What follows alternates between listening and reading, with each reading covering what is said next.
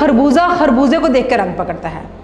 सोचने की बात यह है कि अगर एक खरबूजा दूसरे खरबूजे पर इतना असर छोड़ता है तो फिर इंसान एक दूसरे को कितना मुतासिर करते हैं।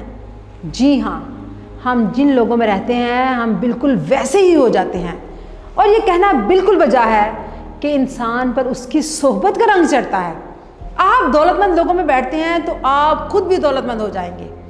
आप दानिश्वरों में बैठते हैं तो आप दानिश्वर, आलम और फाजिल हो जाएंगे। और आप अगर कामयाब लोगों की कंपनी में बैठते हैं तो आप भी आहिस्ता आहिस्ता कामयाब हो जाएंगे। लेकिन अगर किसी इंसान का तर्ज अमल इसके बरक्स हो तो उस पर बुरी सोहबत भी ज़रूर असर डालती है। मसलन वो कामयाब लोग जो अपना ज़्यादातर वक्त नाकाम लोगों में गुजारते हैं, वो दानिश्वर लोग जिनका ज़्यादातर वक्त जाहलों में गुजरता है, और वो बच्चे जो गैर सेहतमंदाना आदात के शिकार बच्चों में वक्त गुजारते हैं, वो भी बहुत जल्द उन लोगों जैसे हो जाते हैं। आप ज़िंदगी में जो बनना चाहते हैं आप बस उन लोगों की सोहबत इख्तियार कर लें। इन लोगों का असर और रंग आहिस्ता आहिस्ता आपके ऊपर भी ज़ाहिर होने लगेगा।